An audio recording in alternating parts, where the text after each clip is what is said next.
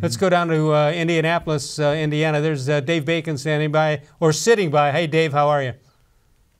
I'm doing well, Les. How are you? Good. Anytime I've got Jim Ingraham with me, I'm doing fine. All right, you're sitting, resting between periods, apparently. What's going on in Indianapolis? What did you find out today? Well, the Browns had media availability. Freddie Kitchens with the national media.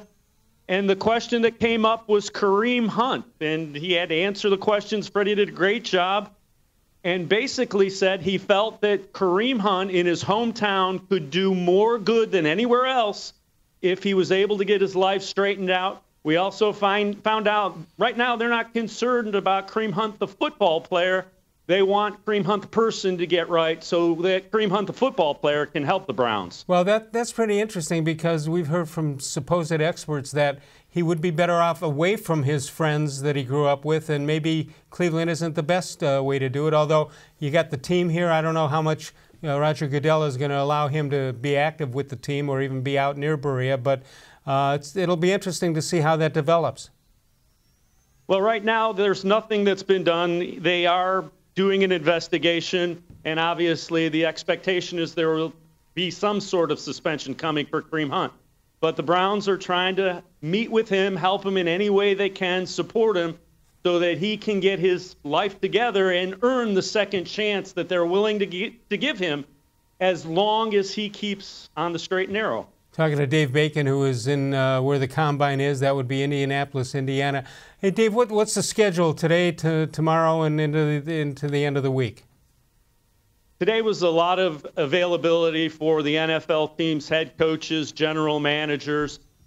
Early in the day tomorrow, they'll wrap that up. John Dorsey will address the national media, and I'm sure Kareem Hunt will come up again. And then the players start filtering in the afternoon. And that's when they'll have the availability. They'll start by position groups.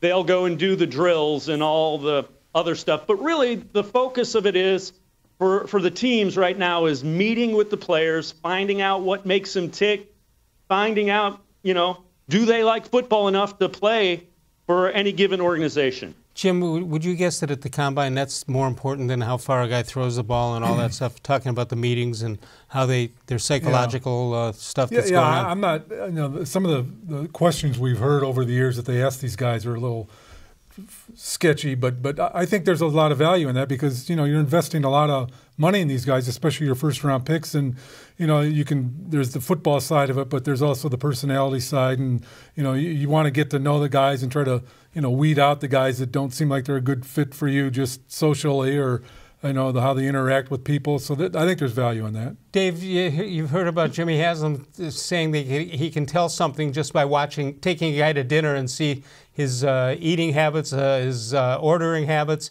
and just how he conducts himself. I think Paul Brown invented that back in 1946. Paul Brown was ahead of the curve in a lot of ways. Remember the walkie-talkies in the headsets that are now here? Paul Brown was doing that way back in the 40s and 50s. But the important thing is how they interact. And these guys admitted they'll try to push buttons, see what makes them mad, see what motivates them. That's what the Combine is for. It gives guys 15, 20 minutes, a half hour to get to know the person that they're going to invest a lot of money in. Jim, do you think if a guy's being interviewed by a team he doesn't want to be associated with, he comes off as a total bozo? yeah. He could just like blow off the interviews because I'd rather not play for you. Right. But you can't tell them that. Well, or if you walk in the door, say, "I'll talk to you guys, but I'm really not interested." All right, Dave. With Freddie Kitchens, any positions or names slip out in his discussion as to what the Browns might be looking for? Just a couple of tidbits. They do want to get Brashad Perriman back. He's obviously a free agent. They're interested in having him at the right price coming back. Thrilled that he got Greg Robinson under contract. It allows them not to have to address the left tackle immediately via free agency or the draft. So very happy with those kind of things, just little tidbits that came out.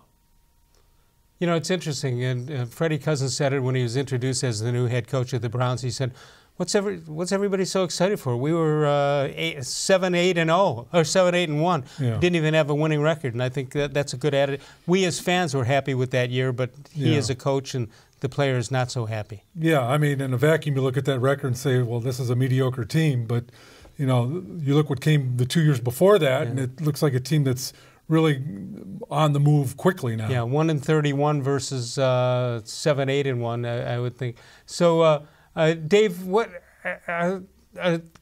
it's not a good crop of quarterbacks. What are you looking for there? Although a couple guys can really improve their position, including Ohio State's former quarterback. Well, yeah, and you know, Haskins is a good guy, no question about it. Kyler Murray is a guy that will intrigue some people as well, just because of the success that Baker Mayfield had. The guy that followed in his footsteps in Oklahoma and winning the Heisman Trophy. Now, Murray, great athlete. He was, I think, the 8th overall pick by the Oakland A's, was going to be a Major League Baseball player, and has decided he's going to focus on football for now. So that'll be interesting, that dynamic between Murray and Haskin as to who goes number 1 overall for the quarterback. And it'll be a split decision, I think.